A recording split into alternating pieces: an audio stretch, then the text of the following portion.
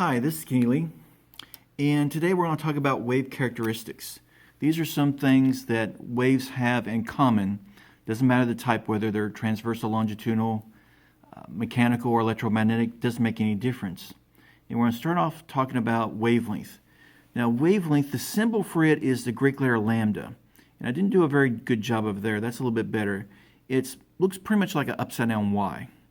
But wavelength is the distance between two identical parts of a wave, which is basically one wavelength. No matter how many waves are shown, you just measure the length of one wave to get the wavelength. And since it's the length, we measure it in meters.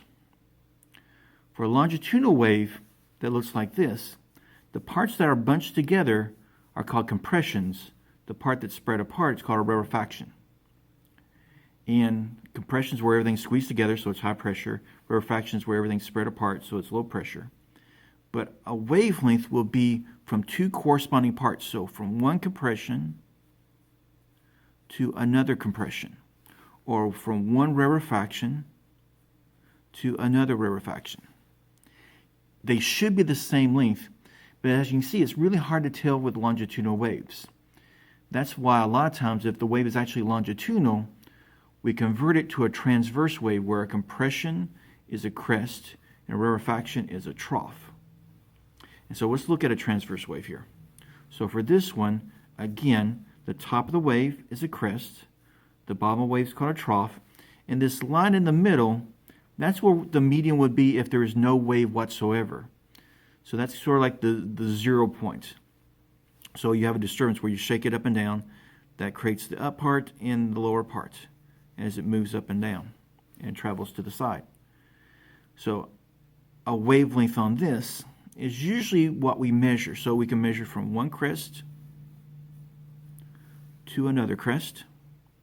We can measure from a trough to another trough. Or we can measure from this part, we call these nodes.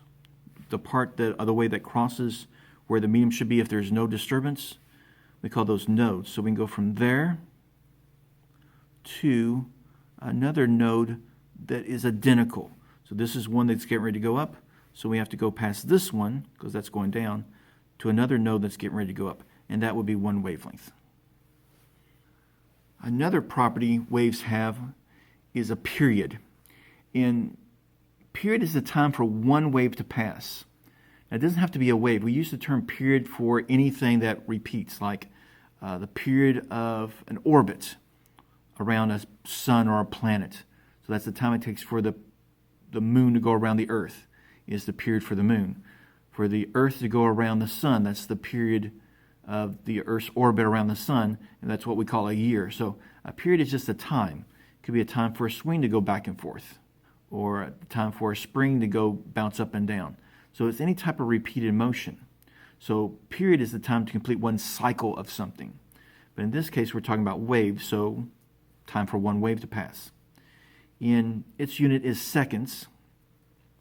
And the way we measure it is nearly identical, well, pretty much identical, to how we do wavelength. But instead of measuring a distance, we're measuring a time. So period is the time from one wave to pass. So from compression to compression, or from rarefaction to rarefaction. If we're measuring time instead of distance, that would be the period. Same thing for a transverse wave. We measure it just like we would do a wavelength, except we're measuring time instead of wavelength. So from crest to crest, trough to trough, or from one node to the corresponding node. But again, we're measuring time, and that would be the period. Something related to that is frequency. Frequency is the number of waves that pass every second. And we usually measure frequency with hertz. Well, and we can usually symbolize that by Hz for hertz, or sometimes you'll see S with a -1, so that's an inverse second, or they'll just write it out as an inverse second, 1 over seconds.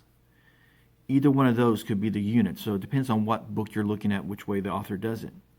But there's a relationship between period and frequency, in that they're the inverses of each other. So if you've got the frequency, take the inverse, you got the period. If you got the period, take the inverse of that, and you got the frequency. So if I've got 12 waves going by every second, that tells you how many, so that's a frequency, because it tells you a number. So if I got 12 waves going by every second, the frequency would be 12 hertz. The period would be 1 divided by 12. Now if I flip things around, let's say a wave passes every 4 seconds. So that tells you a time. So that gives you the period. So the time of the wave is 4 seconds. So the period is 4 seconds. So the frequency would be 1 over 4. So they're just inverses of each other. Another characteristic is amplitude. And amplitude is basically the height of the wave. And it's related to energy. So think about like if you have a very smooth pond and you just tap the water with your finger. You'll create small ripples, small waves. But if you slap the water, the wave that you create is much higher. So that's how amplitude is related to the energy, because remember, waves carry energy from one location to another location.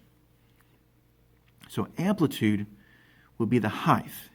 And we don't measure height from trough to crest. No. We measure amplitude from this part where the medium should be up to a crest,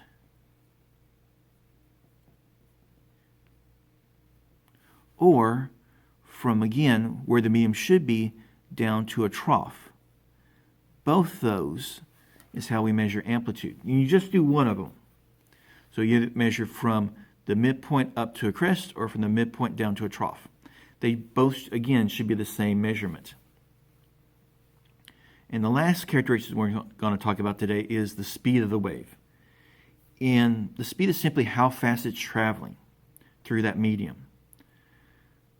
The way we calculate it is simply the wavelength times the frequency. So velocity equals wavelength times frequency. But here's a little caveat to that. All waves of the same type travel the same speed in the same medium. That means all sound waves travel the same speed in the same medium. So let's say in a room. Doesn't matter if it's a low frequency sound or a high frequency sound or something in between. All sound waves travel the same speed in that same air. So if you've got a high frequency sound, that just means the wave bounces up and down quicker, but it doesn't travel any faster than a low frequency sound. That's why if you play a tuba and a flute at the same time, you'll hear them at the same time, because they're going to travel the same speed in that room. All electromagnetic waves, whether it's light, X-rays, radio waves, all travel at the speed of light, which is 3 times 10 to the 8th meters per second. Now, if it's a different type of wave, it could travel at a different speed. Let's say in air, comparing sound and light. Well, light travels much, much faster than sound in that same medium. Thanks for listening. Tune in for some more physics later on, where we'll talk about how to do some of the calculations with waves. Bye.